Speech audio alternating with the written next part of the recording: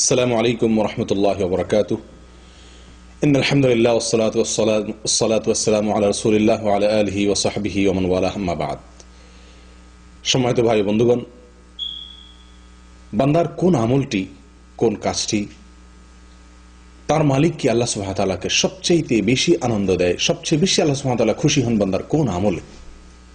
এই প্রশ্নের উত্তরে আমরা অনেকেই হয়তো নামাজ বা সালাতের কথা বলবো, অনেকেই যাকাত বা সাদকার কথা বলবো, অনেকেই হয়তোবা আমরা মা বাবার প্রতি সদ্ব্যবহারের কথা বলবো, আমরা হয়তো অনেকেই আত্মীয় স্বজনের সাথে সম্পর্ক রক্ষা বা স্থাপনের কথা আমরা বলবো, অনেকেই হয়তো আমরা সিয়াম বা অন্য কোনো আমলের কথা বলবো। কিন্তু না বন্ধু, আল্লাহ সুবহানাহু ওয়া তাআলার কাছে সব আমলই প্রিয়, পছন্দনীয়, এতে কোনো সন্দেহ নেই। কিন্তু আল্লাহর পছন্দনীয় কাজের ভেতর সবচেয়ে যে আমলটি আল্লাহকে সবচেয়ে বেশি আনন্দ দেয়, সবচেয়ে বেশি আল্লাহ তাআলা খুশি হন, তার বর্ণনা এসেছে সহিহ মুসলিমের একটি বর্ণনা, যেটি বর্ণনা করেছেন আনাস ইবনে মালিক রাদিয়াল্লাহু তাআলা আনহু। নবী সাল্লাল্লাহু আলাইহি ওয়াসাল্লাম সেই হাদিসে আমাদেরকে একটি উপমার মাধ্যমে বিষয়টি বুঝিয়েছেন। তিনি বললেন, এক ব্যক্তি সফর করেছে কোনো একটা মরুভূমির পথে, তার সাথে যে সওয়ারি ছিল, বাহন ছিল, ঘোড়া কিংবা ওট অথবা গাধা তার পিঠে, সেই ব্যক্তির দানা পানি, তার সফরের সমস্ত পাথেয় প্রয়োজনীয় জিনিসপত্র ছিল। কোনো এক জায়গায় তিনি বিশ্রামের জন্য যাত্রা বিরতি করলেন, শুয়ে পড়লেন। ঘুম থেকে জেগে দেখলেন তার সে সওয়ারি সমস্ত দানা পানি সবকিছু নিয়ে উধাও হয়ে গেছে, নিরুদ্দেশ হয়ে গেছে। তার কোনো খোঁজ খবর পাওয়া যাচ্ছে না। ডানে বামে, সামনে পিছে, চতুর্দিক তিনি চেয়ে দেখলেন, কোথাও তিনি তার সে সওয়ারির কোনো নাম গন্ধ লেশ মাত্র তিনি পেলেন না। নিরুপায় হয়ে নিরাশ হয়ে গেলেন। আশা ছেড়ে দিলেন যে তার সে সওয়ারি আর ফিরে আসবে, অথবা তার সে দানা পানি তিনি পাবেন এবং তা দিয়ে তার জীবন নির্বাহ করবেন। ক্ষুধায় কাতর হতে হতে দুর্বল থেকে দুর্বল হয়ে পড়লেন। একটি পর্যায়ে কোনো এক গাছের নিচে তিনি শুয়ে পড়লেন, মৃত্যুর জন্য অপেক্ষা করছেন যে এই মরুভূমিতে, জনমানব শূন্য মরুভূমিতে কোনো লোক এসে আমাকে বাঁচাবে, কেউ এসে আমাকে আশ্রয় দিবে, কেউ সাহায্য করবে। এই আশা একান্তই দুরাশা ছাড়া কিছুই নয়। সেজন্য তিনি মৃত্যুর জন্য অপেক্ষা করছিলেন এবং এক পর্যায়ে তার ঘুম বা তন্দ্রা এসে গিয়েছিল। হঠাৎ করে তিনি চোখ মেলে দেখলেন যে তার সে সওয়ারি সমস্ত দানা পানি সবকিছু সহকারে হাজির হয়ে গেছে। প্রিয় বন্ধু, এই লোকটি তার জীবনের সবচেয়ে এই কঠিনতম মুহূর্তে তার সেই সওয়ারিকে ফিরে পেয়ে যতটা আনন্দিত হন, যতটা খুশি হন, তার মাত্রাটা কি হতে পারে নবী সাল্লাল্লাহু আলাইহি ওয়াসাল্লাম উপমা দিয়ে আমাদেরকে বুঝিয়েছেন।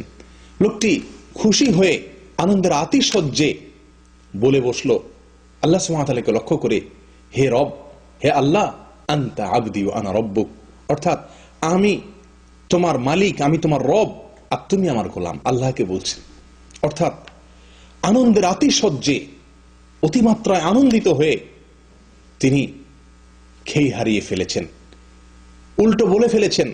বলার কথা ছিল আল্লাহ সুবহানাহু ওয়া তাআলাকে লক্ষ্য করে, হে আল্লাহ, আনতা রব্বি ওয়া আনা আবদুক, আল্লাহ আপনি আমার রব, আমি আপনার গোলাম। শুকরিয়া আদায় করে আল্লাহকে এই কথা বলার কথা ছিল, কিন্তু তিনি উল্টিয়ে ফেলেছেন। অর্থাৎ আল্লাহকে গোলাম এবং নিজেকে রব বলে তিনি মন্তব্য করলেন। এটা হলো আনন্দের আতিশয্যে লোকটি এরকম করে ফেলেছেন।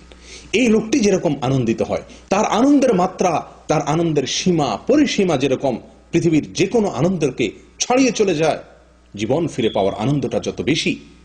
একজন মানুষ যখন আল্লাহর কাছে তওবা করে ফিরে আসে, কোনো অপরাধ কর্ম ছেড়ে দেয়, কোনো গুনাহ আল্লাহকে সন্তুষ্ট করার জন্য ছেড়ে দেয়, আল্লাহর ভয়ে যখন সে সুন্দরের পথে ফিরে আসে, আল্লাহর নির্দেশের পথে ফিরে আসে, আল্লাহর হুকুমের পথে ফিরে আসে, কোরআন এবং সুন্নাহর দিকে ফিরে আসে, নফস এবং প্রবৃত্তির তাড়না থেকে ফিরে আসে, নবী সাল্লাল্লাহু আলাইহি ওয়াসাল্লাম বলেন, লাল্লাহু আশাদ্দু ফারহান বিতাওবাতি আবদিহি হিনা ইয়াতুবু ইলাইহি, বান্দা যখন আল্লাহর কাছে তওবা করে ফিরে আসে, আল্লাহ তাআলা এই ব্যক্তিটির চাইতে বেশি আনন্দিত হন।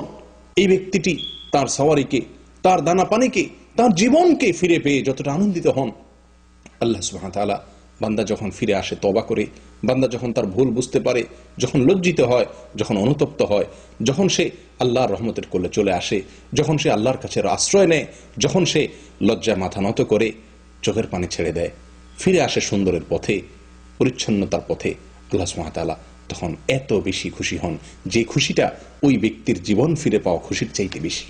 প্রিয় বন্ধুগণ, সহিহ বুখারীর এক হাদিসে আসছে, নবী সাল্লাল্লাহু আলাইহি ওয়াসাল্লাম বলেন, ওয়াল্লাহি ইন্নী আস্তাগফিরুল্লাহ ওয়া আতুবু ইলাইহি ফিল ইয়াউমি আকসারা মিন 70 মাররা। আমি প্রতিদিন 70 বারের চাইতে বেশি আল্লাহর কাছে তওবা ইস্তেগফার করে থাকি। অথচ আল্লাহ সুবহানাহু ওয়া তাআলা তার পূর্বের পরের সমস্ত ভুল ত্রুটি সবকিছুকে অগ্রিম ক্ষমার ঘোষণা দিয়ে দিয়েছেন। তারপরেও নবী সাল্লাল্লাহু আলাইহি ওয়াসাল্লাম তওবা করে, তওবার মাধ্যমে আল্লাহকে খুশি করার যে বিরাট এক সুযোগ, শুধু খুশি নয়, আল্লাহকে সবচেয়ে বেশি আনন্দ দেওয়ার যে বিরাট সুযোগ তার হাতে ছিল, সেটা তিনি হাতছাড়া করেননি। প্রিয় বন্ধু, আসুন তওবা করি, প্রতিদিন কোনো না কোনো অপকর্ম থেকে তালিকা করে নেই যে আমার এই এই বদভ্যাস আছে, আমি কোরআন এবং সুন্নাহ থেকে এই এই বিষয়ে আমি দূরে আছি, আমি সেই বিষয়টিতে আমি তওবা করি, আল্লাহর কাছে ফিরে আসি, আল্লাহকে সন্তুষ্ট করি, আল্লাহকে সবচেয়ে বেশি আনন্দ দেওয়ার চেষ্টা করি। ওলামা ইকরাম বলেন, জান্নাতি লোকের একটি অন্যতম বড় লক্ষণ হলো তারা কোন অপরাধ হয়ে গেলে ব্যাকুল হয়ে যান, অস্থির হয়ে যান, পাগল পরা হয়ে যান, চোখের পানি ছেড়ে দেন, লজ্জিত হন, আয়নায় নিজের চেহারা দেখতে নিজের প্রতি নিজের ঘৃণাবোধ হয়, লজ্জাবোধ হয় যে আমি আমার আল্লাহকে অসন্তুষ্ট করেছি, আমি বড় অবাধ্য, আমি বড় নিমুখ হারাম। প্রিয় বন্ধু, আল্লাহকে সন্তুষ্ট করার সবচেয়ে শর্টকাট পথ, সবচেয়ে সহজ পথ, আল্লাহকে আনন্দ দেওয়ার সবচেয়ে সেরা উপায় আল্লাহর কাছে তওবা করা। আল্লাহ সুবহানাহু ওয়া তাআলা বলেন, ইন্নাল্লাহা ইউহিব্বুত তাওয়াবিন ওয়া ইউহিব্বুল মুতাতাহহিরিন। যারা তওবা করে আল্লাহ সুবহানাহু ওয়া তাআলা তাদেরকে ভালোবাসেন, পছন্দ করেন। শুধু ভালোবাসেন, পছন্দ করেন তা নয়, আল্লাহর পছন্দের, আল্লাহর ভালোবাসার তালিকা অনেক দীর্ঘ, কিন্তু আল্লাহকে সবচেয়ে বেশি পুলকিত করার, আনন্দিত করার উপায় হলো তওবা। আসুন তওবা করি, আসুন আমরা ইস্তেগফার করি। আল্লাহ সুবহানাহু ওয়া তাআলা আমাদের সকলকে তওবা এবং ইস্তেগফারকে আমাদের জীবনের অবিচ্ছেদ্য অঙ্গ, অবিচ্ছেদ্য অংশ বানানোর তৌফিক দান করেন। প্রতিদিনের রুটিনে একটি অংশ, একটি সময় আমার জন্য তওবার জন্য লাগে, তওবার কাজে যেন ব্যয় হয়। আল্লাহ সুবহানাহু ওয়া তাআলা আমাদের সকলকে তওবাকারীদের মধ্যে শামিল করেন, যাদের তওবা কবুল হয়েছে, যারা আল্লাহকে আনন্দ দিতে পেরেছে, যারা আল্লাহকে পুলকিত করতে পেরেছে, আল্লাহকে খুশি করতে পেরেছে, ওই হারানো সওয়ারি ফিরে পাওয়া লোকের চাইতে বেশি আনন্দ দিতে পেরেছে আল্লাহকে, সেই সৌভাগ্যশীল বান্দাদের মধ্যে আল্লাহ সুবহানাহু ওয়া তাআলা আমাকে, আপনাকে, সকল মুসলিম ভাই ও বোনদেরকে শামিল হওয়ার তৌফিক দান করেন। ওয়া আখিরু দাওয়ানা আলহামদুলিল্লাহি রাব্বিল আলামিন।